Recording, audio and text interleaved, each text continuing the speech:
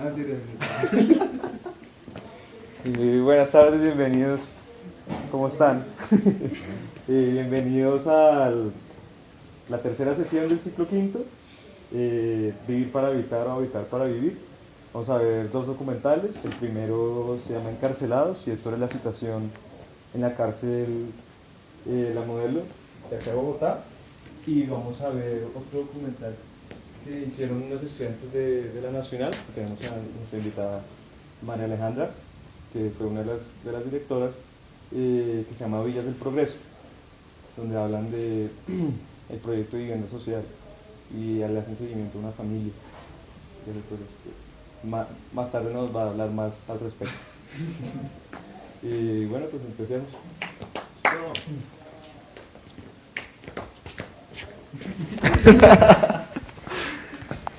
Y pues queremos empezar antes de la discusión. Tenemos la oportunidad de María Alejandra Venegas, que fue una de las directoras del documental, que está acá con nosotros. Y bueno, pues me gustaría pedirle que nos contara un poco cómo fue el proceso de hacer el documental. Vi que digamos en los créditos tú sales como la investigación estuvo a cargo tuyo. ¿Podrías contarnos un poco acerca de eso? El proceso de investigación comenzó un semestre antes de la realización del documental. Nosotros en cine tenemos una materia que se llama métodos de investigación. El motivo de esta materia es hacer la investigación del documental o el tema del documental que uno va a realizar el semestre siguiente. Yo había enfocado mi investigación sobre la habitabilidad en las viviendas de interés social.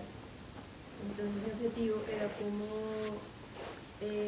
tratar de entender cuáles eran como las consecuencias de vivir en una vivienda de este tipo y ir un poco más allá como de la parte arquitectónica, porque pues yo no sé de arquitectura, no tengo idea como una base fuerte en eso, sino como vivir en un espacio tan reducido. La vivienda de Luz Marina tiene 45 metros cuadrados y ella vive como con 5 hijos. Cómo vivir en un espacio tan reducido y puede llegar a afectar como esas relaciones interpersonales y con las interpersonales dentro de la familia y con su entorno inmediato, que serían como los vecinos. En eso básicamente se basó mi investigación. Y ya el semestre siguiente lo que hice fue como aliarme con Daniela Reyes, que es mi codirectora, y empezar un ejercicio de investigación más profundo sobre este tipo de vivienda de interés social que se llama San Isidro. El proyecto se llama San Isidro, y pues empezamos como a encontrar una serie de inconsistencias sobre el nacimiento del proyecto, como que era al comienzo era como una fundación que donaba esas casas a ese grupo particular de personas que vivían en extrema pobreza, pero después nos dimos cuenta que Luz Marina ya vivía 4 años viviendo ahí, seguía pagando arriendo, cada 6 meses le decían como firme acá que ya le vamos a vender, a los 6 meses le decían lo mismo, o sea como una falsa promesa de te vamos a vender, pero no te vamos a vender, ¿sí? Entonces llamamos al colegio angloamericano. San Isidro es como una fundación que nace de ese colegio, ¿sí? Para los que no saben, es un colegio como muy pupi de la ciudad, y no nos querían dar respuesta de absolutamente nada. Nunca nos dieron respuesta. O sea, estuvimos durante todo el semestre llamando para preguntar por qué no les vendían, qué era lo que pasaba. Después de 5 años, 4 años, por qué no vendían las viviendas, y nunca nos supieron dar respuesta. Se botaban la pelota de la fundación al colegio, del colegio a la fundación todo el tiempo. Entonces, bueno, eso fue como la parte de investigación del proyecto. Y ya la parte de realización, el rodaje duró 11 días segmentados en diferentes fines de semana. Luz Marina es una persona que es muy sociable, pues es una chocuana muy, muy abierta a la gente, y entablar una relación con ella fue muy fácil. Entonces, como que eso facilitó mucho, como que ella se abriera a nosotras y a nuestro fotógrafo. Facilitó mucho la comunicación, facilitó mucho que ella nos dijera como yo no estoy de acuerdo con esto. A veces nos decía como que si le daba miedo denunciar, porque los de la organización decían como si usted se queja, lo vamos a sacar. O sea, ustedes están pagando acá 90.000 pesos de arriendo, ¿eso dónde lo pagan? Donde encuentran una vivienda de 45 metros cuadrados donde puede vivir con sus hijos a ese precio. Y pues evidentemente en Bogotá eso es imposible. O sea, esa vivienda, lo que ella dice, es una ganga. Pero también hay que ver bajo qué circunstancias, o sea, bajo qué condiciones de vida está viviendo ella. ¿Sí? En un cuarto viven 4 hijos, a ella le toca dormir con otra hija. Cuando se queda el novio en la casa, le toca mandar a una de las hijas al otro cuarto. ¿Sí? Es un espacio muy reducido para esa cantidad de gente. Entonces lo que nosotras con Daniela queríamos retratar era como la historia de vida de esta mujer, que es madre cabeza de familia de 7 hijos, que vive la misma situación de una cantidad enorme de madres que también viven ahí en ese barrio de Bosa. Muy bueno, muy bueno. Bueno, ella, yo conozco a Luz Marina desde que tengo como 5 años. Ella hacía la aseo de mi casa. Entonces ella es muy amiga de una tía mía y Luz Marina sigue yendo a la casa de mi tía a hacer aseo. Cuando yo empecé con la investigación sobre las viviendas de interés social, yo le dije a mi papá cómo necesito como un testimonio de alguien que viva en una vivienda de interés social. Y me dijo como, no, pues dígale a su tía dígale a la negra. Y él como, yo no sabía que ella vivía en una vivienda de interés social, así fue como yo llegué a la negra. Yo no sabía que ella vivía en una vivienda de interés social y pues me la encontré así de casualidad. El documental fue el año pasado, ¿no? Este documental lo realizamos hace 2 años, pues sí, a comienzos del año pasado. ¿Y la situación de ella ha cambiado algo o sigue Sigue igual. exactamente igual? Sigue exactamente igual, o sea, ya ha pasado año y medio y la situación sigue igual. O sea, le siguen sin vender. Ella ahorita está buscando casa propia en otro lado. O sea, ella realmente quiere su casa propia y ve que con toda la plata que ha invertido tanto en arriendo como en la administración en este proyecto, ya perfectamente se hubiera podido comprar su apartamento en otro lado. Entonces como que sigue pagando administración, sigue pagando arriendo, ese arriendo que le dijeron en un año te vendemos, sigue pagando 4 o 5 años, ya lo ve como algo que no va a funcionar. Sí. ¿Y eso que estamos gastaste documental? Sí, al final pues es como un poco que responde un poco a la ética, como ver lo que uno, o sea, como con algo que graban de ti, pues si te gustaría ver qué hacen, ¿no? Al final le mostramos el documental a Luz Marina y a sus hijas. Los hijos no pudieron estar ese día. Y pues las hijas sí fueron como muy, mire, está saliendo durmiendo, vea John, se quedó dormida, no sé qué, pero Luz Marina sí estaba muy atenta a su testimonio. O sea, ella decía como, cuando ella dijo como, es que ellos se quedan con la plata de nosotros, nunca nos resuelven nuestros problemas, no sé qué, ella sentía, como decía, como sí, y cuando se veía en pantalla diciendo ya el testimonio grueso, que es como que lo del dulce del niño, como es que acá nos ven acá, no sé qué, como cuando le dan el dulce a un niño, le prometen, juegan con los sentimientos de las personas, con la ilusión. Ella decía, sí, eso es verdad, es que eso es así, y eso hay que hablarlo. Entonces como que la recepción de Luz Marina fue como muy positiva con respecto al documental. Entonces como que ella sí se vio, como que sí vio que su voz pues se escucha, se estaba escuchando. ¿Alguien más tiene alguna pregunta para tratar de explicar? ¿Qué tan difícil fue para ti llegar a donde está situada la vivienda de Marina? ¿Difícil en qué sentido? En términos de movilidad, ¿cómo ella hace para llegar a tu casa, a la casa de tu tía? Eso es tenaz. Ella vive, yo, o sea, yo manejo carro y para llegar allá nos tocaba, nosotros hacíamos los rodajes los domingos, solo los domingos, porque era el único día que Luz Marina tenía disponible. Ella trabaja de lunes a sábado y el domingo es el único día que ella tiene para descansar. En teoría para descansar, porque algunos domingos les toca hacer el aseo de todo el edificio. Entonces los domingos llegábamos a Osa y dependía del día, yo iba en Pontevedra, o sea, yo iba en Titán Plaza. Y para llegar a Osa, la parte en la que ella vivía, me demoraba como unas 3 horas y media llegando por el trancón de la calle. Y nosotros nos quedamos con Luz Marina en 2 ocasiones en la casa de ella. Y a la de vuelta, pues la dejábamos ella trabaja acá cerca de la Nacho, ella es niñera. Y para devolvernos, ella tenía que estar en el trabajo a las 6 de la mañana, a las 6:30. Y para devolvernos, ella se tenía que levantar a las 4 de la mañana y dejaba el almuerzo de sus hijos hecho y salíamos. E increíblemente, yo pensé que a esa hora no había trancón, había un resto de trancón. O sea, es impresionante. Esa mujer se acuesta a las 12 de la noche y se levanta a las 4 de la mañana todos los días. O sea, ella no descansa, no duerme, hace el aseo, viene acá, cuida a una niña, luego se va. O sea, es muy complicado por la diferencia. O sea, igual, bueno, o sea, no sé qué tan lejos esté de acá, pero igual se demora un resto. Y para mí fue muy complicado llegar allá y acceder allá. Los trancones eran terribles. La polución también que se ve allá es tenaz. O sea, es denso.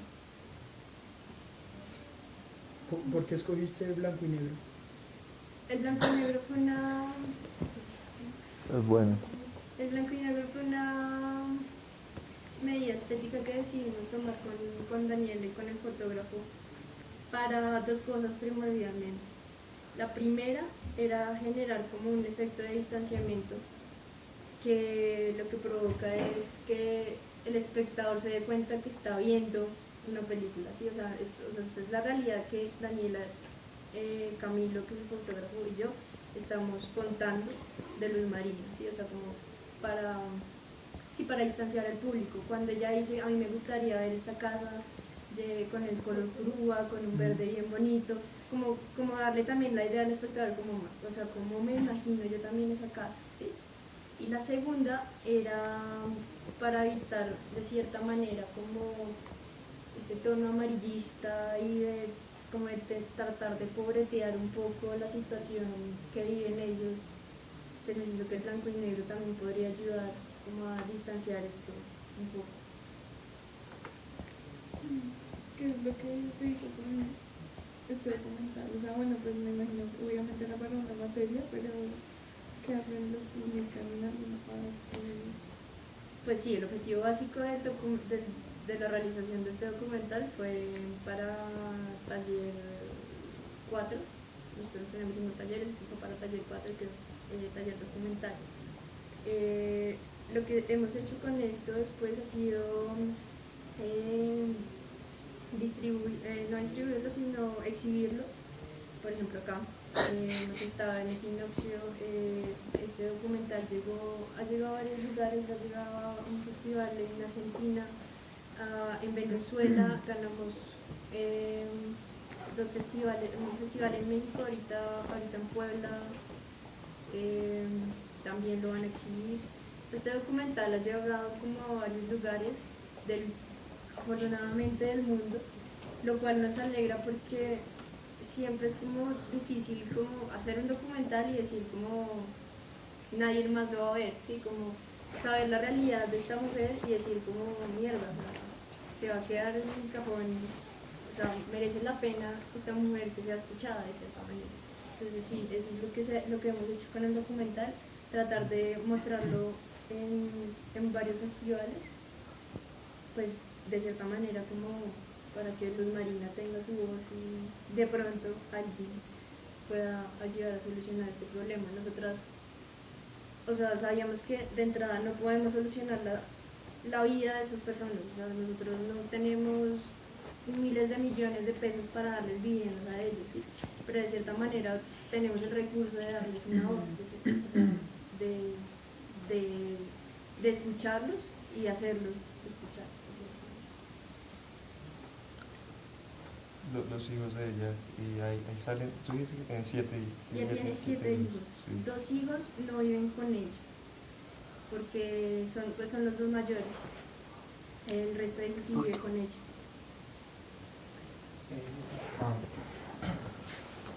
Cuando tú fuiste allá a exponer de tu clase, no sé cómo ya has funcionado eso, el documental, ¿cuál fue como la mayor crítica que te hicieron tus profesores y tus compañeros acerca de la realización del mismo? Crítica, En cualquier sentido.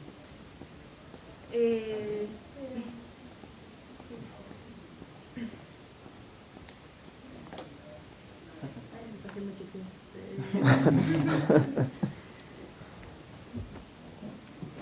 Pues una de las cosas, nosotros tuvimos como dos jurados, nuestro profesor, el tutor, y un jurado que en este caso era como una profesora de nuestra carrera. Y al profesor le gustó mucho como el tratamiento, como el acercamiento a la familia como tal, ¿no? Poder llegar a una intimidad con ellos y como que de cierta manera la cámara no se siente, o sea, es poder cogerlos a ellos durmiendo, poder coger a Luz Marina echándose la cremita, bailando, sí, o sea, como que eso fue algo que les impactó de cierta manera, porque lograr eso en un semestre es muy difícil, o sea, llegar a tener como esa confianza con alguien en un semestre, y ni siquiera en un semestre, en cosa de 3 meses, era muy complicado. Eso le gustó a la profesora, y como de las cosas que más nos han criticado, como de cierta manera así más contundentes, ¿por qué blanco y negro? O sea, hay gente que dice como que el blanco y negro le aporta un resto, hay gente que dice que le quita otra gran, o sea, sería un documental completamente diferente. Yo estoy de acuerdo, sería un documental completamente diferente si fuera colores. Pero creo que tanto Daniela como yo no nos hemos arrepentido del blanco y negro, y sentimos que sí, o sea, como que para nosotras es un peso grande el blanco y negro. Esa es como la crítica más fuerte que hemos tenido. Sí, digamos, yo recuerdo la primera proyección que iba a hacer por allá en la 85, una vaina así, como que habían conseguido como un café, una cosa donde podían. Y Daniela me invitaba y yo me eché a ver el trailer, como, a ver, convénzame. Y yo veía, uy, se veía muy, muy bueno. Y ya infortunadamente no pude ir esa vez, ¿sí? Pero siempre me quedó ahí en la memoria, que como este pinta bien como para una discusión arquitectónica, precisamente del habitar, del vivir un espacio, ¿sí? Hasta que me acordé, ¿no? Cuando empezamos a cuadrar este ciclo con el vivir para habitar o habitar para vivir, el tema del conformismo, ¿no? Pero al ver estos dos documentales realmente caigo en cuenta de que de pronto la sesión no se debería llamar conformismo, sino inconformismo, precisamente, ¿sí? Pero poníamos el conformismo como algo impuesto que es inviable, de alguna u otra forma, ¿no? que imponen esas cárceles, no las piensan de alguna u otra forma, imponen esas viviendas de interés social, no piensan en esas personas que habitan ahí. Entonces es un conformismo, creo yo, que de parte de la sociedad, ¿no? En el conjunto, pero un inconformismo específico de cada persona que refleja como ya en la cárcel como no, la cárcel es tenaz. Yo le decía a una compañera como, si te haga tener un hijo, si se porta mal, muéstrele ese documental para que jamás vaya a la cárcel, ¿sí?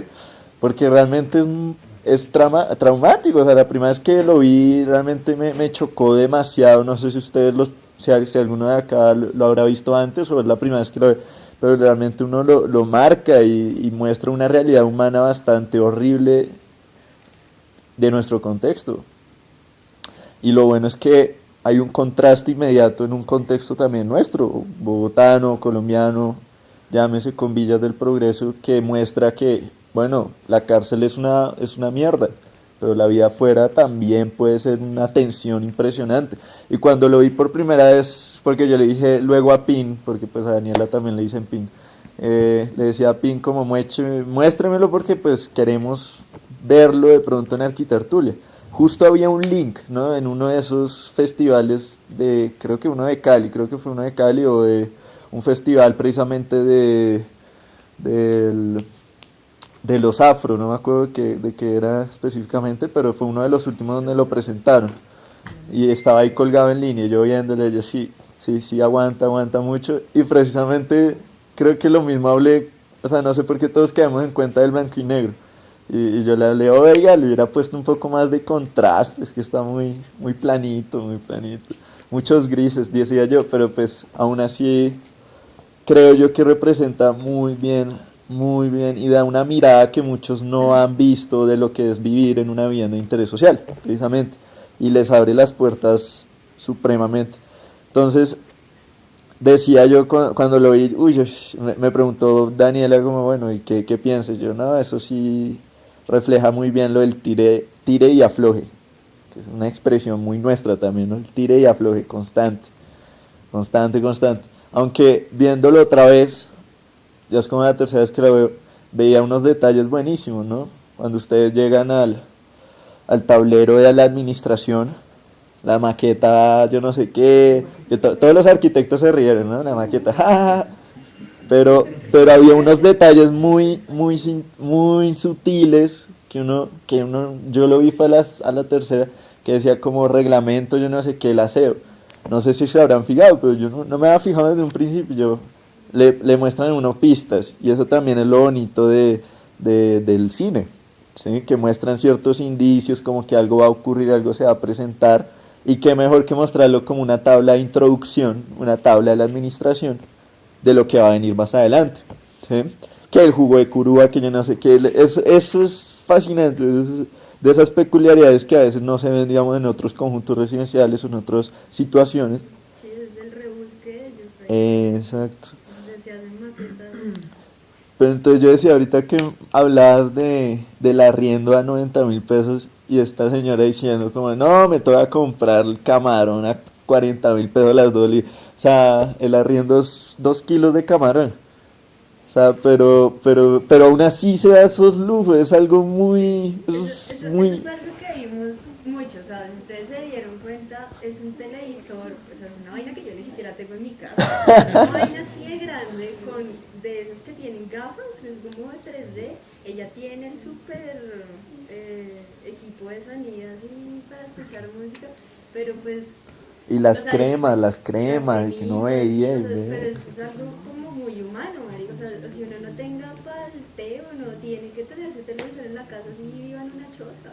O sea, es algo que es como esas contradicciones de uno.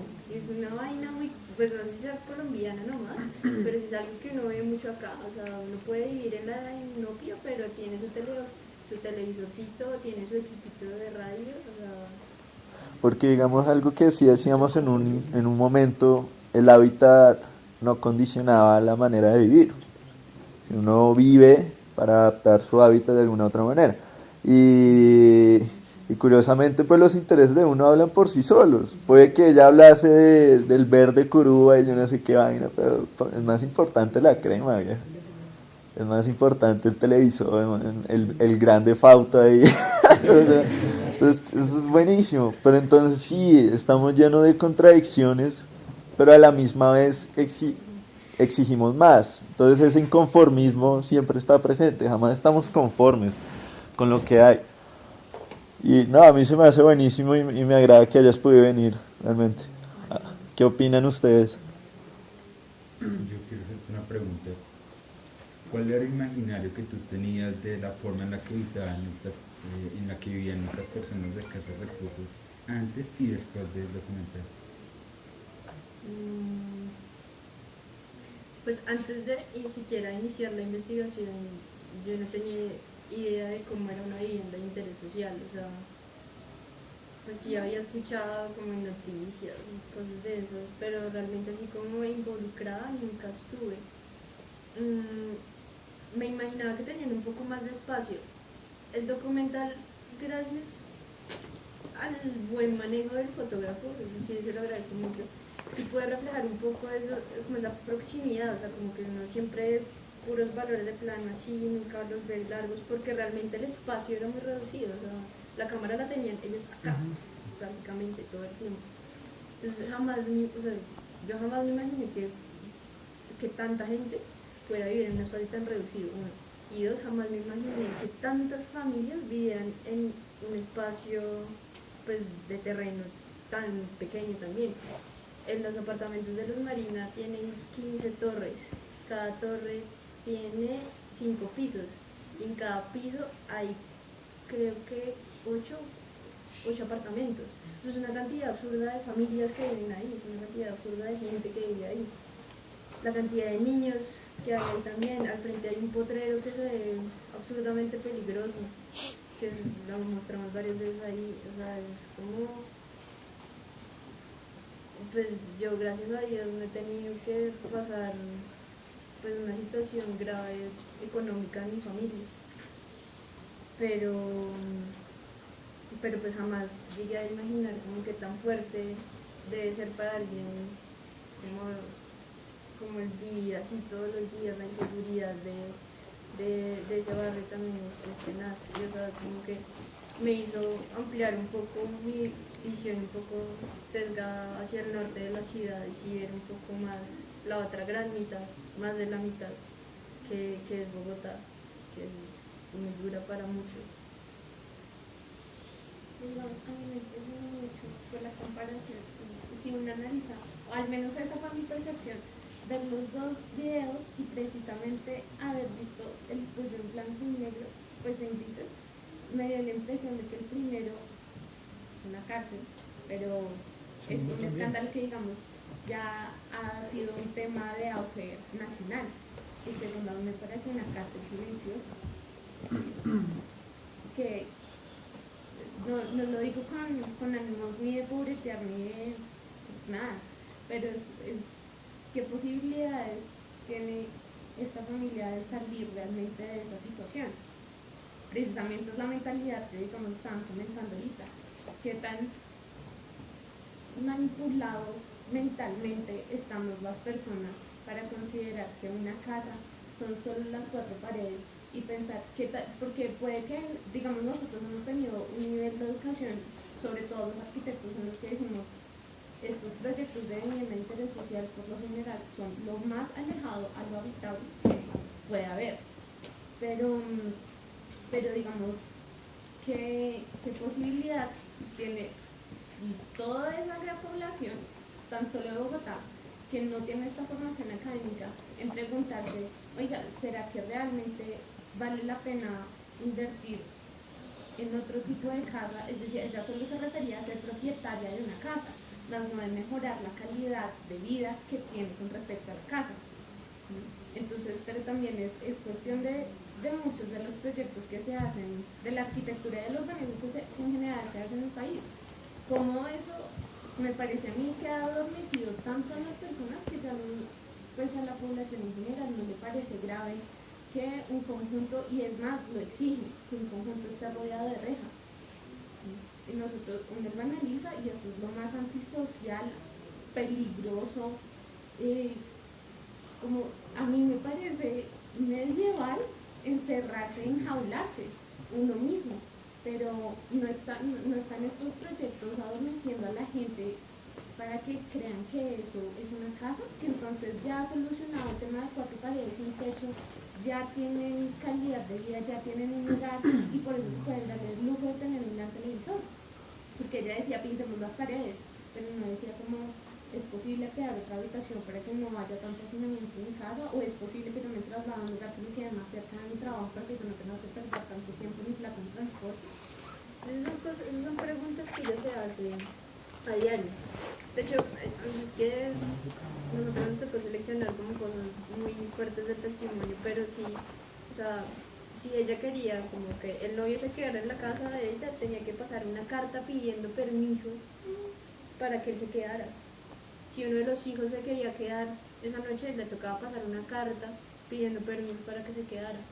ellos no pueden hacer ningún tipo de modificación como estructura, no sé si sea estructural, yo me estoy metiendo con cosas que no, de ningún tipo. O sea, ellos lacaron la pared, porque eso venía en ese ladrillo que es muy grande, que no sé cómo se llama.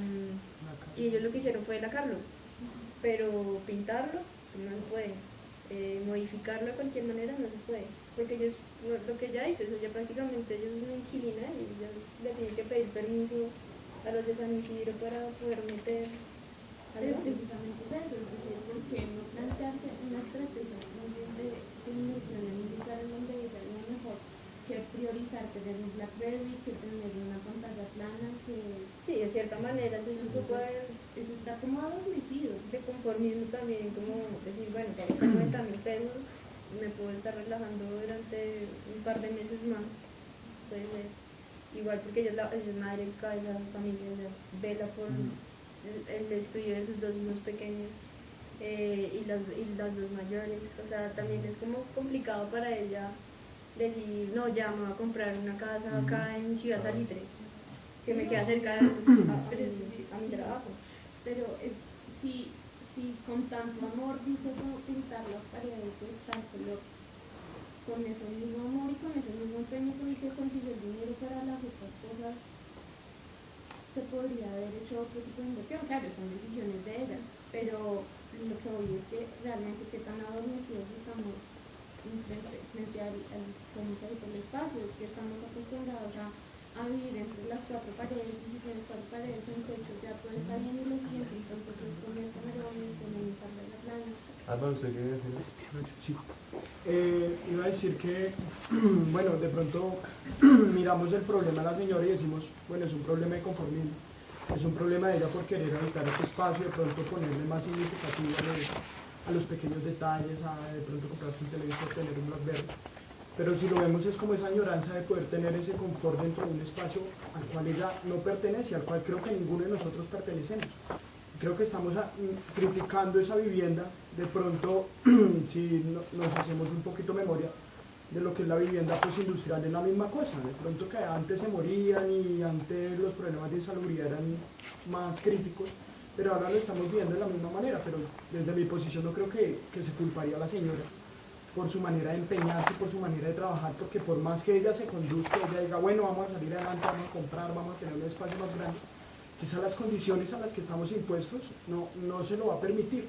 Yo creo que la crítica no va hacia la señora, sino va hacia las políticas sobre las cuales se está basando la vivienda para este tipo de personas. Y es que nuevamente estamos bajo unas políticas las cuales las personas beneficiadas son las que pueden verdaderamente producir conocimiento a este país, y las que son solamente mano obrera o esas personas que apenas son mano operaria pues viven en un hueco o en una pared, en una habitación de 3x3, porque pues necesitamos es que vivan, más no que no disfruten.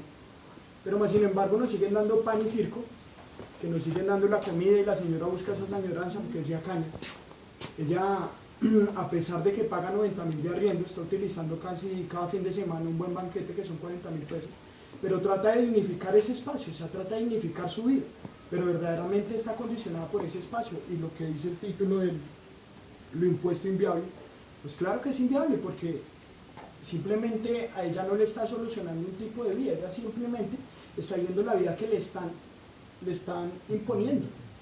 Entonces creo que más que la crítica hacia la señora es una crítica hacia el tipo de políticas que se están como conduciendo a este tipo de vivienda. Y para terminar, hablando de esto con un profe de taller que decía que, bueno, hablando de los estratos, sabiendo que Colombia es, Bogotá, una de las ciudades que tiene estratos de las únicas, creo, a nivel mundial, y cómo se califica los estratos de acuerdo a la cantidad de metros cuadrados en las que habitamos. Entonces no se está teniendo en cuenta de pronto, bueno, la señora ya tiene sus límites trazados.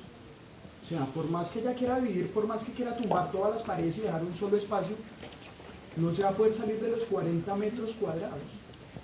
Entonces es también un poco la crítica hacia esa vivienda que se ha hecho mucho en Latinoamérica.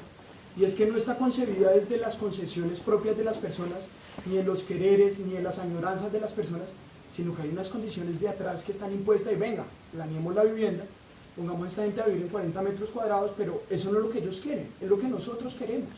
Entonces creo que la crítica no se podría hacer a la persona porque la persona, desgraciadamente, nació de una generación y otra generación que me imagino que viene así. Familia de pescadores, familia de trabajadores, familia de obreros, familia de zapateros, y todos son los que están o estamos habitando ese tipo de viviendas. Entonces creo que la crítica va más hacia las políticas y cómo se están llevando a cabo esas políticas para que se hagan estas viviendas tan paupérrimas.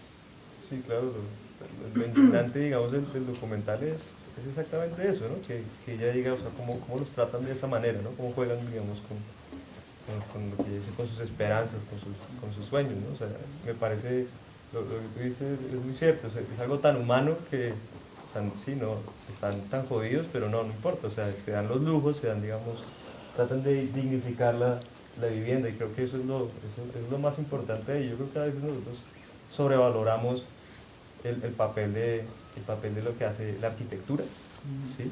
Como que le damos demasiada importancia a lo que nosotros creemos o que nos enseñan, que es, digamos, la calidad del espacio, pero hay prioridades. Y ella no está hablando, digamos, de calidad del espacio, ella está diciendo, es que yo necesito una casa, cuando yo sea vieja no voy a tener cómo pagar 90.000 pesos, ¿sí? Y ahí, o sea, yo necesito esto que sea mío, que nadie me lo quite. O sea, hay prioridades. Lo de la calidad espacial, eso son lujitos, ¿cierto? Eso se puede resolver después.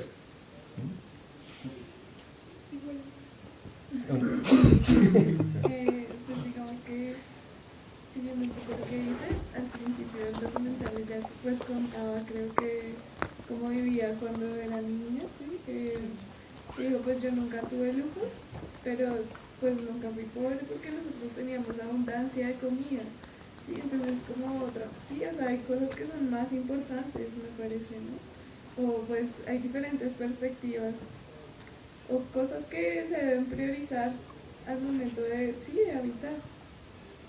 Entonces, pues eso me parecía curioso, me pareció como bonito, sí, es como, nosotros vivíamos juntos, no teníamos lujos, pero había que comer, había mucho que comer, comíamos bien, y por eso tal vez es que ahora también le gusta darse el lujo de comprar sus camarones o, sí, lo que sea, pues. No, pues, lo que quería decir era que igual depende mucho de lo qué significa la calidad de espacio para cada persona, ¿no? Porque, digamos, uno de los apartamentos modernos de ahorita, si, no sé, mi abuela va a vivir en un apartamento de esos, probablemente le parezca una cosa diminuta, como cómo es posible que uno pueda vivir en una casa donde la cocina y el baño están ahí pegados, y esos son los apartamentos que más se venden, ¿sí? Entonces también depende de esa calidad que se cree, que también hablando de lo que decía Laura, muchas veces que tú hablabas acerca de la inversión en una casa, en otro lugar y eso, también hay muchas políticas que restringen eso, o sea, para uno hacer la inversión en una casa no es solamente, sí, voy a comprar la casa, sino, bueno, necesita fiador, necesita otro tipo de instancias para hacer una compra. Y de pronto el lujo de decirse, no, me voy a comprar unas cremas, me voy a comprar un televisor, es algo que puedo pagar y lo tengo, ¿sí? Es una inversión de pronto grande, pero no es tan grande como la que implicaría, voy a ahorrar para comprar una casa, que sería, no sé, 100 millones, 300, no sé, digamos, yo vivo en el Restrepo, que es algo, el sur, pero igual una casa vale 300 millones de pesos, que nadie uno sabe si compra. Entonces, ahí también hay varias cosas para tener en cuenta, que no solamente ya decir, ay, sí, compro una casa y ya, ¿no? Pues bueno, yo te tenía como tres preguntas, básicamente. Y era como, la primera, ¿cuál era la diferencia, o sea, si lo llegaste a conocer, entre el estilo de vida que ella estaba manejando antes, o sea, antes de los 15 años que seguramente estaba viviendo en el Chocó, y en los que estaba viviendo ahora? Sí, dentro de esa casa se viven en tres. La segunda es qué tan conforme estaba realmente ella, porque si bien se estaba dando unos lujos, era porque realmente, o sea, realmente estaba conforme o estaba inconforme, porque ella se daba unos lujos pero se la pasaba quejándose un poco de su hogar, de su estilo de vida, pero o sea, sus lujos, como que lo que más le importaba era el estilo de vida, su la pertenencia, no sé si me equivoco. Y la tercera es qué tan alejada era como su vivienda, qué tan alejada eran esas viviendas de interés social del resto de la comunidad. A ver, la primera era la del Chocó. ¿Sí? Sí, lo de Chocó. ¿Y qué fue entre la vivienda de antes y la de ahora? Si te contó algo. Sí. Ella nos habló mucho sobre cómo vivía en el Chocó y ella se fue del hogar porque los papás no querían que ella trabajara, que ella estudiara, perdón.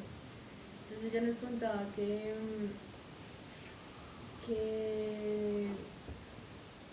em, como que siempre fue como una lucha ahí con los papás, como yo quiero estudiar, y los papás le decían, pero no, pero venga, trabaja, no sé qué, bla, bla. Entonces ella decidió irse a Cali, sola, por sus propios medios, a estudiar, después de 15 años creo que hizo. Entonces, pues realmente cómo vivía con su familia antes, no sé muy bien. Yo sé que ella salió de su casa porque dijo, yo no me voy a quedar en este pueblo a hacer lo mismo que están haciendo mis papás porque yo quiero tener una educación. Yo realmente no sé si Luz Marina llegó como, creo que ya acabó secundaria o primaria, alguna de los dos, pero creo que ya nunca llegó como a una educación superior, de verdad, no me acuerdo. Entonces el contraste, no sé. Igual, una de las cosas que sí queríamos como tocar con el documental era como esa falsa idea de progreso que nos venden estas casas de interés social. ¿Sí? Es como que ella salió del Chocó para progresar en una ciudad, pero en esa ciudad también se está viendo estancada por esa falsa idea de progreso que le están botando estas casas de interés social. ¿Sí? Es como te vamos a dar tu casa y vas a tener tu casa propia. Y sí, claro, estoy progresando, pues voy a tener mi casa para mis hijos, pero realmente no tiene su casa propia. Hasta el momento, durante estos 5 años, no tiene su casa propia. Entonces es como si queríamos tocar, por eso de cierta manera se llama Villas de Progreso y nos parecía muy con estas casualidades de la vida de ellas. El barrio se llama Villas del Progreso. ¿Qué tanto progreso hay en ese barrio? ¿Qué tanto progreso hay en esta ciudad? ¿Qué tanto ha progresado ella desde que dejó su casa en Chocó hasta el momento de ahora? ¿Sí? Si ha progresado o no ha progresado. Es como de las preguntas que siempre queríamos como ahí, como dejar progreso, qué progreso ha tenido los mayores también. Eso es como responder la primera clase.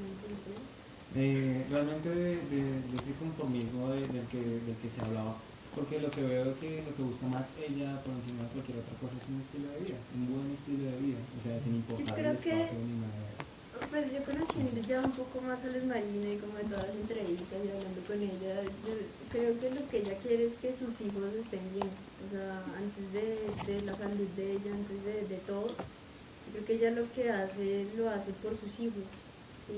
Ya dice, como el hambre tiene cara de perro, yo me asumí estas normas por mis hijos, ¿sí? Entonces, yo creo que sí, de cierta manera, o sea, yo creo que a ningún padre le gustaría como que sus hijos pasen hambre o que sus hijos no tengan estudio o que sus hijos como que se vean en la necesidad de atracar, de no sé qué, de robar, ¿sí? Como que ella siempre ha trabajado por sus hijos y yo creo, pues como lo que sentí como hablando con ella y compartiendo con ella es como eso, como más que de buscar un estilo de vida como fancy para ellas, como tratar de buscar un estilo de vida al menos digno para sus hijos. Que la cosa de los lujos como el televisor, como el equipo de sonido, no sé, o sea, no sé por qué, ¿sí? Yo creo que lo que dice él es muy cierto, ¿sí? Es como,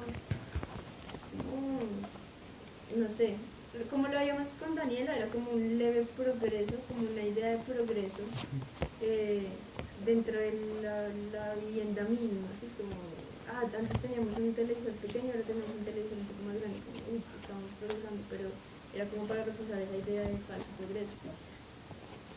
Algo que pasó durante el rodaje era que Luz Marina quería cambiar el papel tapiz de la cocina, sí, que estaba todo roto.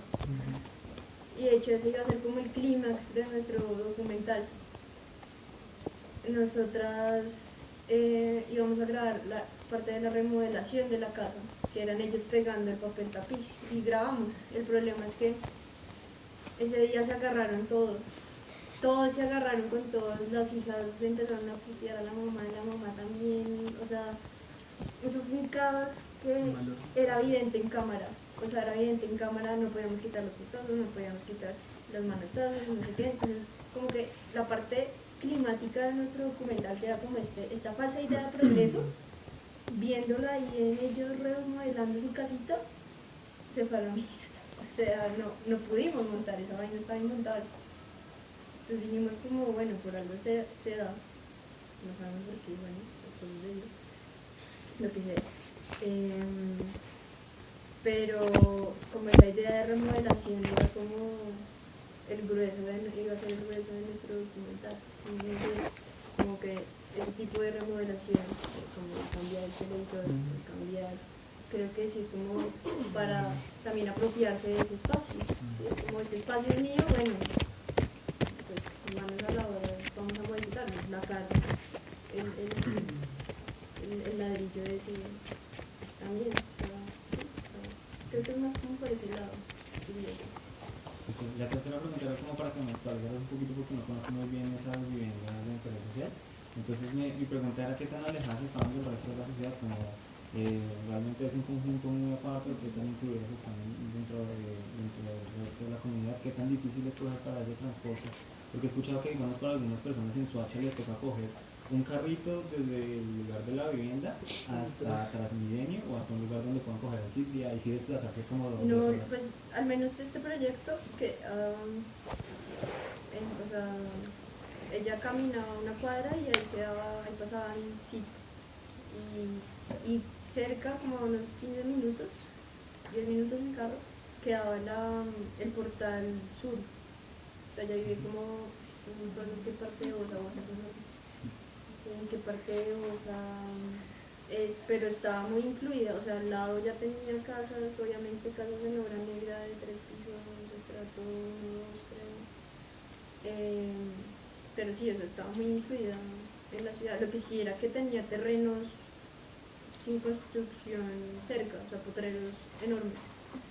Y al frente hay otra construcción de San Isidro, o sea, San Isidro tiene como 3 etapas y ella estaba en la segunda etapa. Pero sí es como muy al lado de la ciudad, no sé, otro tipo de vivienda de interés social sí que hay más lejos, más hasta allá y Pues yo he estado pensando en hacer como una acotación entre el estilo de habitar en la modernidad. Entonces, de eso de que ya se daba sus lujos o no se los daba.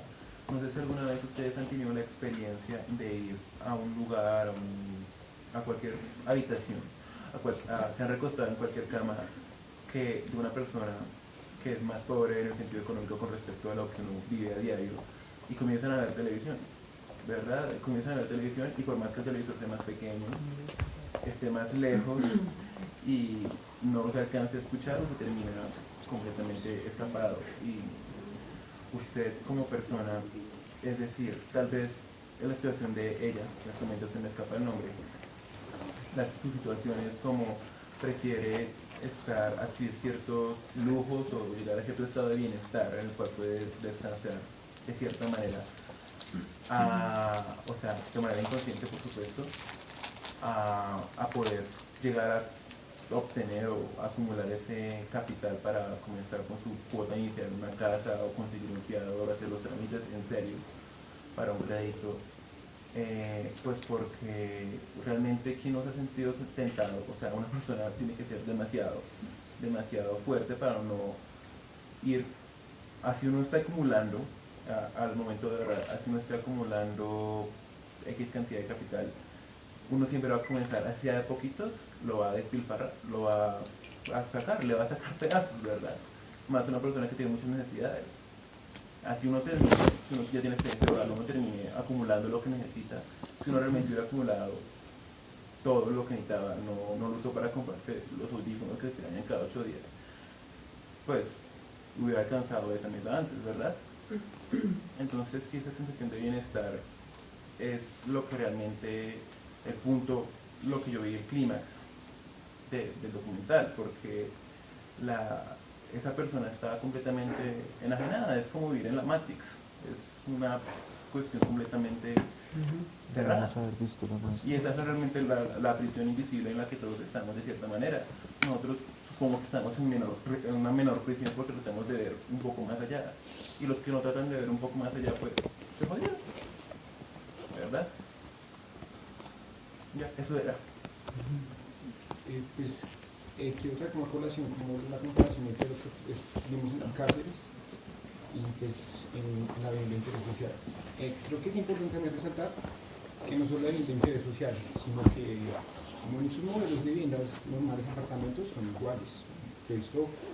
He visitado apartamentos en donde uno entra y es el mismo modelo de vivienda de interés social y no son demarcadas como en este ámbito. Yo creo que lo que vemos es como la economía está por encima de lo humano. Creo que es importante mirar eso. Si no hay más cárceles y hay hacinamiento es porque la economía no lo permite o ellos no quieren invertir en este ámbito. Creo que si no hay los espacios es porque no hay la economía para invertir en ellos. De igual forma, ella compra su televisor plasma porque es lo que le venden como tal. Si tú quieres vivir bien, tienes que tener un plasma y tienes que estar actualizado a la modernidad. O si no, no eres nadie en esta sociedad. Aún así, si no tengas tu espacio para vivir. Entonces creo que es importante ver esos modelos sociales que nos individualizan un poco. Es decir, si tú tienes tu plasma y puedes vivir bien con tu plasma y la otra persona no tiene plasma, no importa. Aún así te digan que el plasma es lo importante para tu vida. Entonces es ese modelo que como que genera, ¿no? Y finalmente pues la persona se siente a gusto con ello, ¿no? Aún así, como decimos, el espacio no es el que necesita como tal, no es como tal para vivir bien, pero ella se siente bien con lo que tiene, ¿sí? Y es un modelo. Entonces, y creo que hay un componente importante y es esa individualización. O sea, y también como que en la cárcel, si tú no tienes plata no puedes tener tu televisor, si no tienes plata no te puedes mover por ciertos lados. Si no tienes plata prácticamente no tienes nadie, ¿sí? Entonces creo que es importante mirar como ese modelo que se vende finalmente y creo que todos hemos instalado en nosotros, finalmente porque estamos en esta generación y pues somos modernos, nos han inculcado ese chip desde pequeños, ¿no? Entonces es mirar como ese tema, no sé. Pero yo tendría, digamos, la pregunta, o sea, ¿será que si se hacen más cárceles se arregla la situación de las cárceles? O sea, digamos, ¿será que...?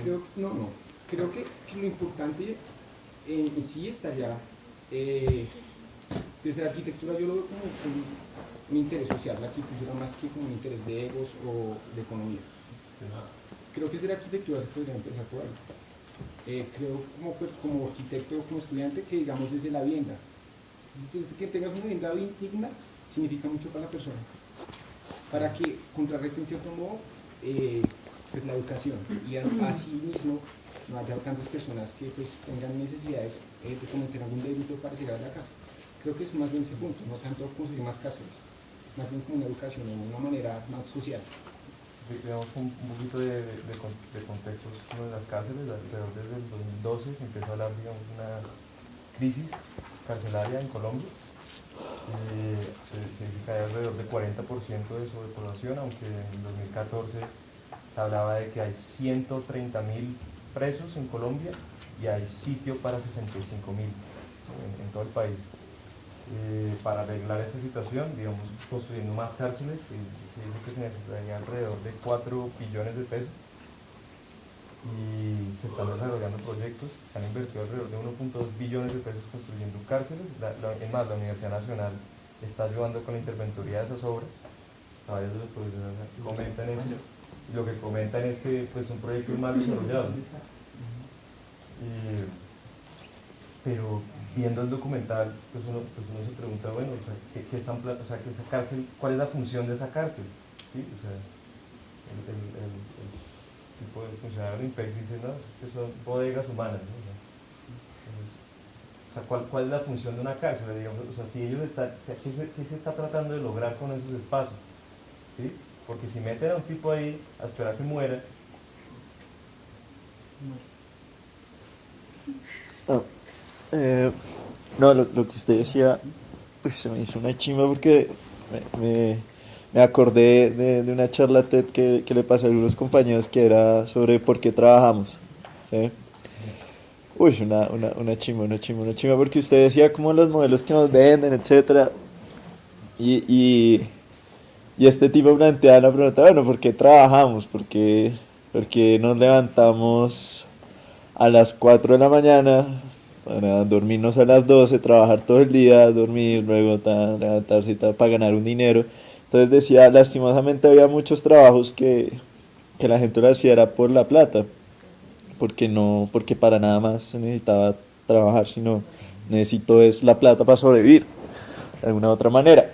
Pero entonces da un ejemplo buenísimo de que sucede que llega una calamidad, usted es pobre o usted nace pobre, pero de la manera en que usted entiende esa condición, usted reacciona a esa condición. Entonces decía, si usted es una persona supremamente religiosa, entonces creerá que es un mandato de un dios o de un etcétera, o de un ser superior, que le dice a usted como tengo que reaccionar rezando o pidiéndole o haciendo unas ofrendas a alguien.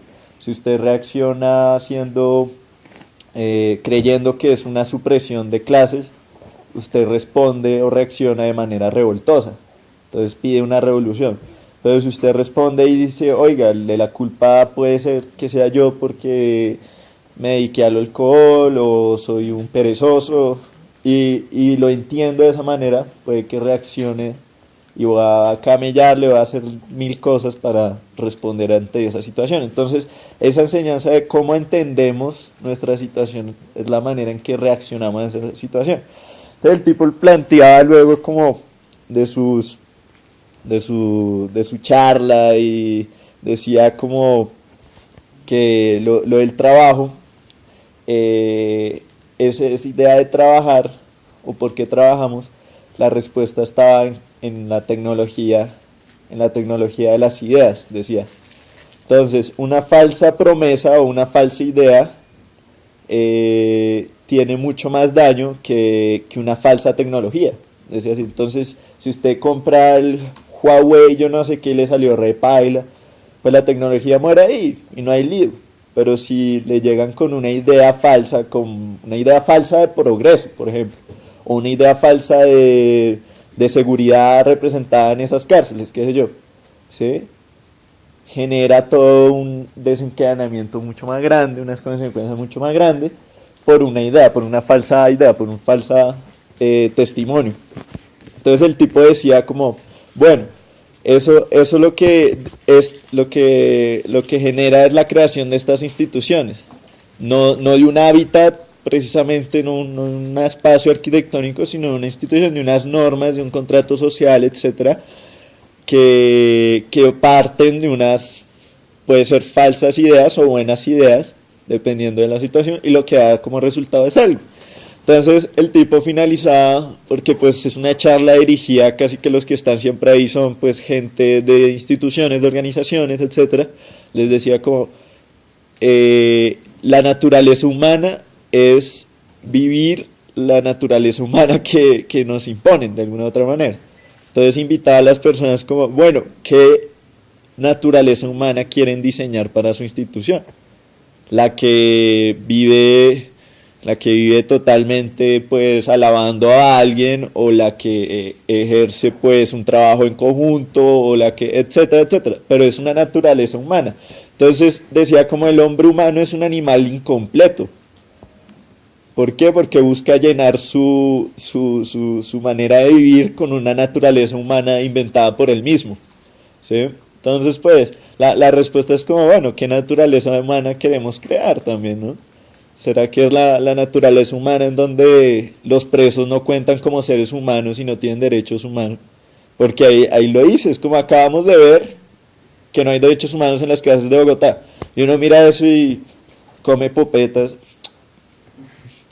Pero vaya usted y vaya a un comité de la ONU de derechos humanos, muestre esa mierda y ¿qué es esta vaina, viejo? Y la ONU como, ¿qué está pasando ahí en Colombia? Y, no, políticas internas, usted no se meta acá, yo qué sé, etcétera, etcétera, ¿sí? O el caso de la vivienda también de interés social. Entonces esas son preguntas buenísimas, como qué naturaleza humana queremos diseñar.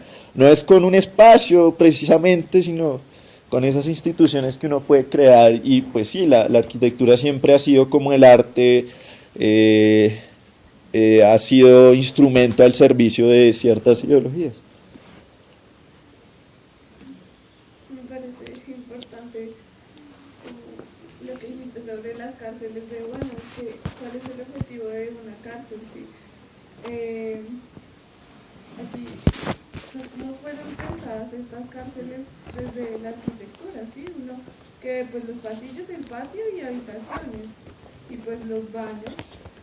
Pero digamos, estas otras cosas que encontramos como el lugar donde hacen ejercicio o la lavandería, y decían que son cosas que fueron como creadas por los mismos presos que tenían cómo adquirir el espacio y darle trabajo a otros. Entonces, las cárceles no fueron pensadas con que había que lavar la ropa, con que había que darle un espacio a la gente para que comiera, para que solo los pensaban guardar ahí. Y pues no sé, como que el objetivo principal de una cárcel yo creo que es como reformar, ¿no? O sea, es un castigo, pero al mismo tiempo mucha vez la gente va a volver a salir pues a reintegrarse a la sociedad, y si desde acá mismo no los pueden, como, o sea, si los meten en un espacio, en una caja que no les enseña nada, ¿cómo van a volver? ¿Cómo van a volver? Sí, o sea, no hay ningún proceso, ningún procedimiento de, sí, como de reintegración, de reconocimiento, de perdón, de auto, no sé, alguna cosa más profunda, más allá de encerrarlos porque hicieron algo malo.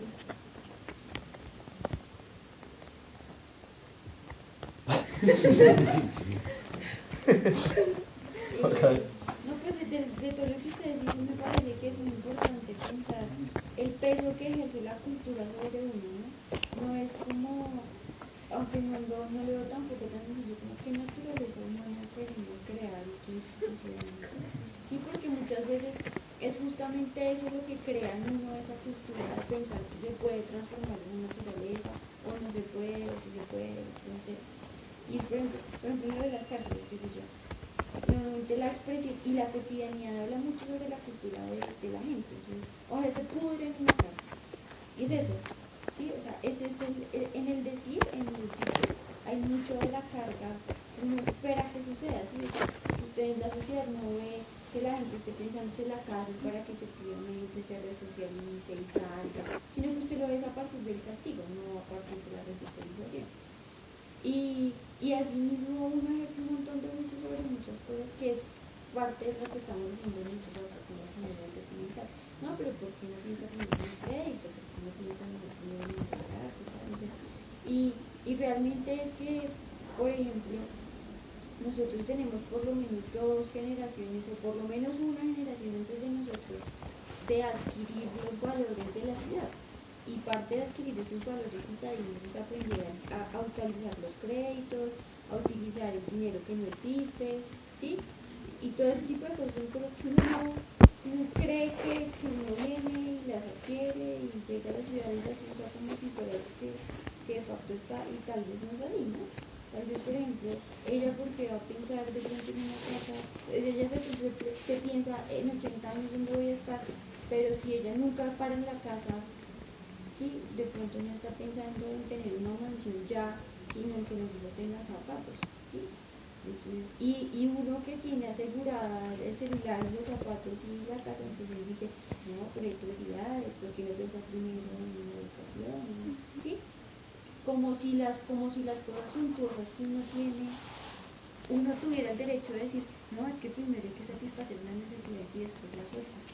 Y yo, entonces, sí, son ideas y un montón de juicios de valor sobre la gente en base a una cultura que uno tiene que no se cuestiona en uno antes de cuestionarse sobre los demás.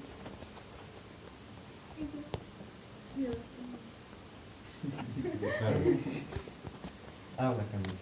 Pues no sé, yo soy un cambio de todo, pero si tengo un punto de personas pequeños, pues Hable. ¿Qué? Que se ve la palabra. no. Que él va a cambiar de tema antes que se tiene más sobre este tema que Yo creo que de alguna manera como esas cosas que ella adquiría como bienes materiales estaban suplantando el bienestar social que no le ofrecía ni la vivienda ni pues yo vi que ¿Qué? en el ¿Cómo campo así? que viviera espacio público, o sea, los niños estaban jugando en espacios parqueaderos. Entonces de alguna manera estos bienes materiales están suplantando el bienestar social. O sea, no es como que sean lujos, es una forma de suplantar eso a lo que yo no puedo tener acceso. Sí.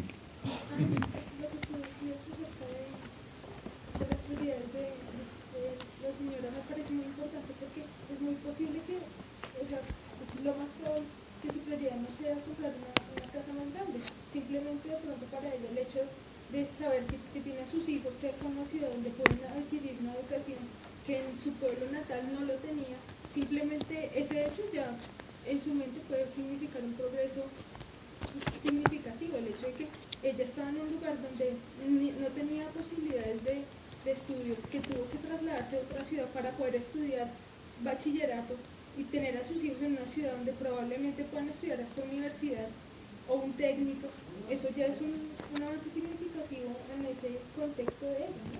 Entonces, de pronto, y lo que yo decía acerca del crédito, en serio, los créditos y los bancos están diseñados para la gente que no los necesita, o sea, uno para adquirir un préstamo tiene que comprobar cómo va a pagarlo, y si tú, o sea, tú tienes que comprobar, en serio, tú tienes que mostrar qué ingresos debes tener un fiador, debes tener, o sea, debes mostrar tus activos para mostrar cómo no necesitas el préstamo para que te lo den, en serio, o sea, digo, es muy chistoso porque de hecho a la gente la llaman ofreciéndole préstamos a gente que no los necesita.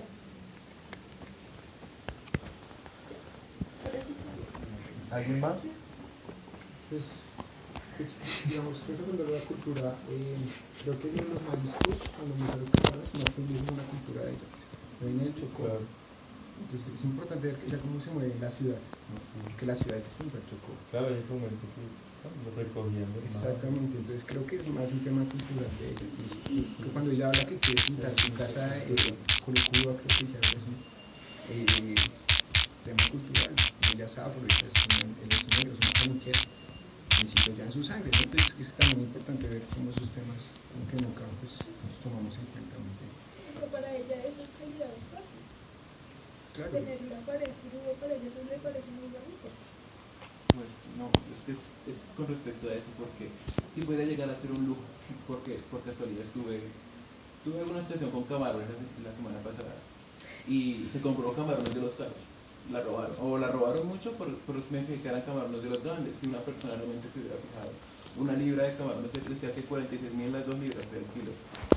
Realmente una libra podría comprarla en 12.000, o sea, si la sabe comprar una libra de camarones pequeños es en 12.000 pesos, pero ya tal vez no quería comprarse la libra de camarones pequeño, sino quería comprarse los mejores camarones que los que comía en Chocó, los que ella misma pescaba. Puede ser otra manera de ver los camarones. Pero no, No sé. eso es un nuevo, o sea, lo que tratamos de decir es que la cultura trata de llevarlo a uno a reproducir lo que uno tiene en la cabeza, ¿no? O sea, qué sé yo, de pronto alguien aún más en una esfera de la cultura superior dirá como, no, que es una mierda porque en su casa tienen carro, ¿no? Sí, o sea, eso es un lujo, pues sabiendo que ustedes dan el medio ambiente y que, sí, o sea, sabiendo que usted podría gastar menos plata, ¿sí? O sea, nada es un lujo, todo es un lujo. O sea, no es como tan sencillo. Damos por terminada.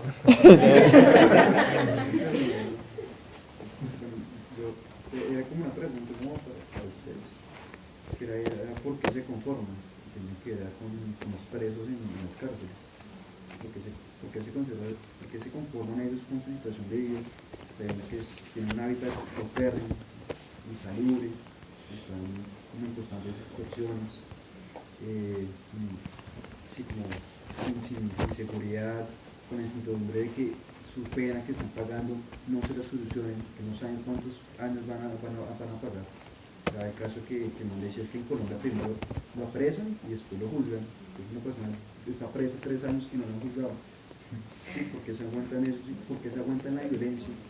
¿Por qué se aguantan el hambre? Es lo más crítico tal vez. ¿Y por qué se aguantan el hacinamiento? ¿Sí? Y me preguntaba, ¿por qué no hay motines?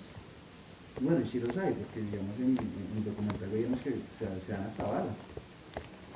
Sí. Pero digamos que los apaciguan, pero yo digo, ¿y por qué no son a diario? Si esa situación, digamos, ese estilo de vida es para toda la vida en algunos casos. ¿Sí? Y lo decían, digamos, en el documental, es que ellos no tienen nada que perder.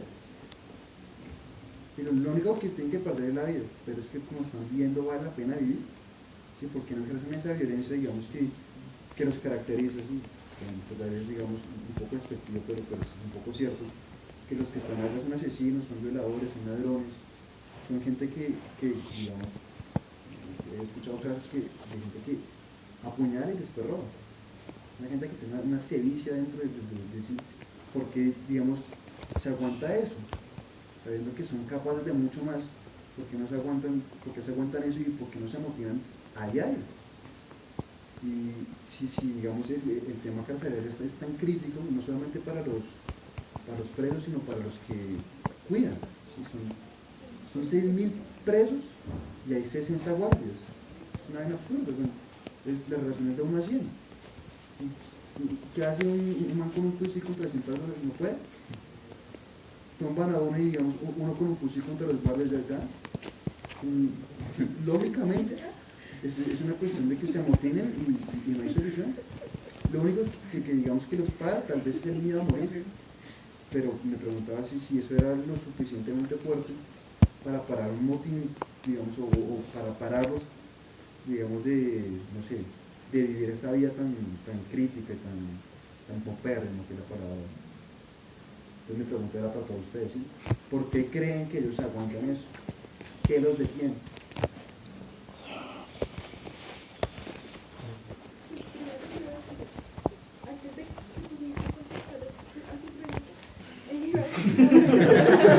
Siempre contesté. Bueno. Es que pues yo pienso, generar un motín todos los días, primero que se extiende la vida y muchísimos de los presos no son presos de por vida. Entonces, yo sí pienso que existe una esperanza de decir, oye, yo cumplo mi condena y me voy, chao. Sí, o sea, todo, o sea, no solamente, sí, pero no es la mayoría. Mostraban algunos casos de 40 años. Igual no es toda la vida, o sea, él esperará salir de algún momento. Tienes 30 años, a los 70 años. Pero igual hay de hecho hay casos de gente que está en la cárcel y no tiene cómo vivir y delinque para volver a entrar a la cárcel. Pero hay que replicar, ¿no? Ay, lo que sí. Se puede defender, se puede defender. Bueno, y otra cosa que tú hablabas ahorita de que para qué sirven las cárceles, en mi clase en algún momento se decía que en la cárcel la gente va a perfeccionar el arte del delito. Entonces es como una persona, y es chistoso porque digamos un chico que tiene un cargo de hurto va a relacionarse con asesinos, con violadores, con todo esto, pues algo va a aprender en la cárcel, ¿no? Entonces, y también pues hay mecanismos de disminución de penas y ahorita los condenan a 40 años pero por buen comportamiento, por estudiar, por trabajar. Hay muchas políticas de reducción de penas y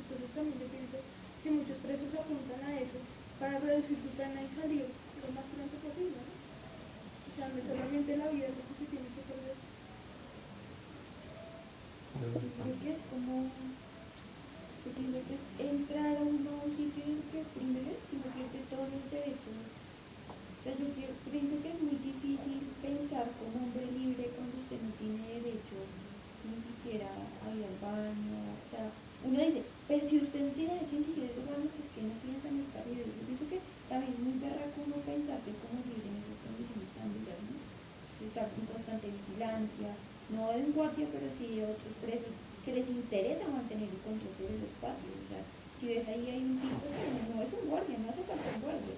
Hace falta un lío de patio que usualmente son paramilitares que vienen enfierrados desde afuera a ejercer la ley adentro, ¿sí? O sea, dentro, o sea, se configura otra forma de sociedad dentro de la casa, ¿sí? Entonces usted pierde el derecho a pensar, ¿sí? No es como ni siquiera es una bodega de hombres libres pensando, venga, como tu mamá, que arda el mundo y nos vamos de aquí, ¿sí? Ni siquiera es eso, es una sociedad que se empieza a configurar de una forma muy compleja al interior.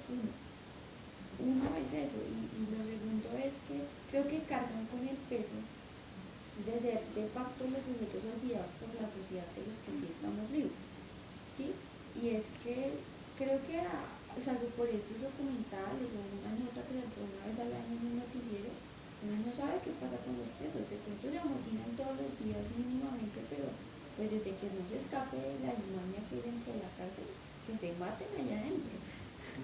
Y de facto sucede, ¿sí? Porque es que se están muriendo, ¿sí? O sea, si no se estén matando, sí se están muriendo, ¿sí? O sea, comen entre la mierda, se bañan con los orines de los otros, es una cosa que, ¿sí? ¿Y a quién le importan esto? O sea, ¿a qué institución realmente está velando por los derechos de los presos?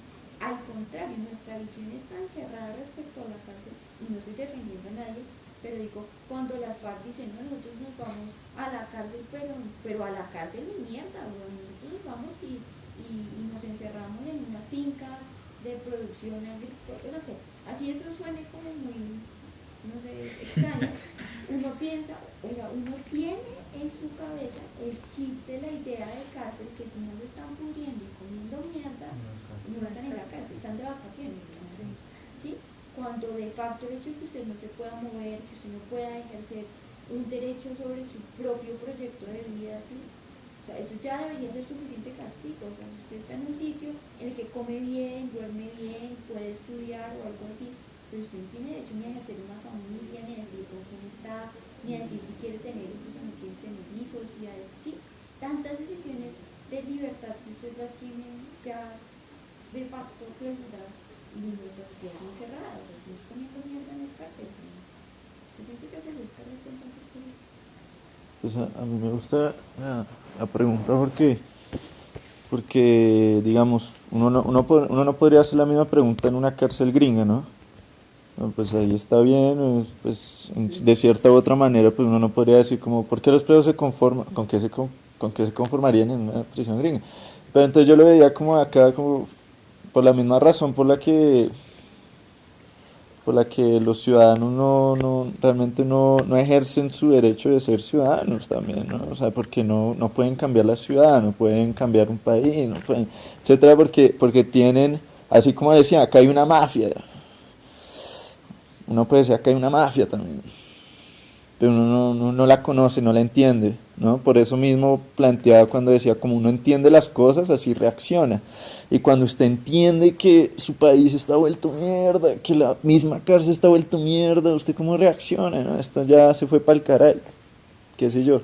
Entonces es un poder que tal vez ejerce la opinión colectiva, tal vez, ¿no? De creer que así son las cosas y que no se pueden cambiar y no sabemos cómo, ¿sí? Entonces, yo iba a decir algo sobre eso. Ya me acordé que hoy estaba en clase de historia del arte colombiano, del diseño gráfico en Colombia, etcétera. Y el profesor hablaba como, bueno, hablemos de cuando nos independizamos de la corona y yo no sé qué. Entonces el tipo hizo una pregunta como muy curiosa porque dijo como, bueno, nos liberamos en ese preciso momento. ¿Por qué creen que se creó la república o estas cosas? ¿Por qué surgieron esas cosas? ¿Por qué el criollo y yo no sé qué? Pero entonces yo le preguntaba al profesor porque yo quedé en cuenta, oiga, nos acabamos de separar de la corona, somos libres. ¿para qué necesitamos otra institución que nos venga a decir qué es? Y el tipo me lo dijo, es que era muy curioso, los que querían el poder eran los criollos. Y así ha sido siempre, como esa idea del interés político va desligado al interés colectivo, siempre pues en nuestra historia, lastimosamente. Entonces era algo muy curioso pensar de que, oiga, nos liberamos de la corona y venimos ahora a plantear otro bollo, a crear otra naturaleza humana para que causó todas estas causas y consecuencias que nos llevan ahorita acá, ¿no? Entonces yo decía, uy, o sea, ¿cómo habrá sido ese golpe? Somos libres. Y ahorita volvámonos a esclavizar. Y es algo que seguimos y volvemos a hacer siempre. No sé por qué. Porque nuestra naturaleza humana es crear naturaleza humana. Me pareció muy chistoso porque, no sé, hubo una vez una novela de La Pola y todo eso, hablaban de eso. A mí ya la vi muchas veces, me pareció súper chévere. Y era muy chistoso porque es como lo que molestábamos en el colegio, que era, o sea, lo malo de la rosca es no estar en ella. O sea, el problema de los criollos no era que la gente estuviera esclavizada, era que no pudieran ser ellos quienes mandaran. O sea, lo malo era que mandaran ellos y no nosotros. Exacto. ¿Sí? Entonces, y eso pasa todo el tiempo. O sea, mucha gente protesta y ay no, y en contra de la oligarquía y todo eso. Pero si tienen ellos el poder, ahí sí ya, o si la rosca me beneficia a mí, ahí sí, vale. Entonces ahí uno dice como, bueno, aquí qué, ¿sí? O sea, estamos en contra de la rosca porque no estamos en ella, pero si estamos dentro de la rosca, ahí sí la rosca vale. Entonces... Pero, pues es una descripción de lo que es. No, pues, una pequeña paréntesis. El problema de independencia es un poco más grande. Lo escalé un poquito. No es que Bolívar quisiera tener poder y por eso montó la independencia, ¿no? Un poco más complejo. Punto. Y volviendo al tema, yo ya no quise la tarea completa. Y además de hacer la pregunta y tener la respuesta. Aún unas posibles respuestas a mi pregunta. Que si era, ¿por qué no se motivan? Y era lo que tú mencionabas. Es que hay internos que ejercen control. Lo que decía de Cañas, es que hay una mafia. Hay un control interno que se traduce en corrupción. Que se traduce, para que los presos no se amotinen y para que los colombianos no se amotinen. Llevando, ese contexto del país. Y porque fíjate que parte el conformismo de la casa, perdón, el conformismo de la casa, por ejemplo, el conformismo de la casa es de todos, ¿sí? Porque es que de facto todos los que estamos aquí aceptamos que si cometemos un error o somos unas mierdas, unas cagadas, lo que sea, la sociedad tiene el derecho, el deber, de mandarnos a podrirnos allá. ¿Qué conformismo de la casa no es de los que están ahí, es de todos? Es un trato, un compromiso, un pacto democrático que tenemos con el Estado. Yo no sé, no hice tantas cosas tan libres. Yo me mato antes de meterme en la No, pues yo también me hice eso, pero pues... Sí, o sea... Vale uno a comer veneno de rata y... Sí. Pues, no más de no, Pero yo todo soy libre, bien. voy a salir pronto para cómo matar. No sé. Pero- No sé ya en el escenario, en la hora cero, que sea. Pero es yo que hay una quiero- contradicción ahí también, ¿no? Porque no importa.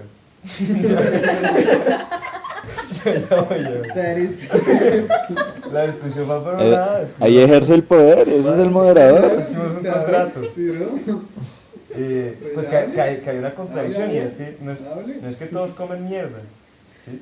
Porque inclusive en la misma picota pues hay patios en donde, digamos, se viven con decencia. Ah, sí, siempre echarle leche a la trampa, pues estoy hablando con mortal. No, obvio, pero es que, por ejemplo, el español este que sale, digamos, se puede trabajar ayudando. Pues,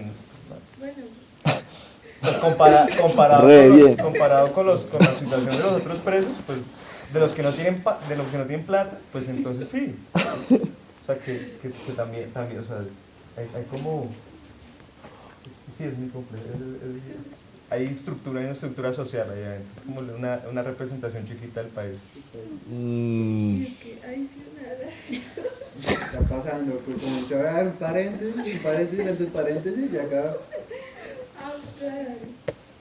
sí, pues continuando, digamos, porque es que no lo hacen, y es porque hay un punto interno, digamos, de precios que se autorregulan, digamos, como que se pueden llamar paramilitares, que de una u otra forma, digamos, este municipio que está así por mi... Paloma. ¿Se llama así? ¿Se llama así? Pluma. Pluma. Ah, Paloma. Pa- Ustedes me entienden. Seguramente, digamos, no ejerce su autoridad solamente gritando o decir no lo haga. Entonces tiene, digamos, un elemento que lo hace, digamos, usted obedecer. Sí, obviamente. Además es más como grande, ¿no? Sí. No, y el man del documental lo dice muy bien, ¿no? O sea, el poder se evidencia por su peso. O sea, los demás bajaron 30, 40 kilos apenas llegaron. El man ahí come pollo con los guardias. Eso seguramente pasa. Digamos, pues, es unas cosas. Y otra cosa que, digamos, puede pasar que los clases no se amotinen es porque interiorizan su realidad. No, digamos lo que tú decías, ellos no piensan como gentes libres, porque tal vez de tanto tiempo que lleguen ahí no reconocen la libertad. Entonces reconocen más bien que vivir en un hábitat perpérrimo, insalubre, con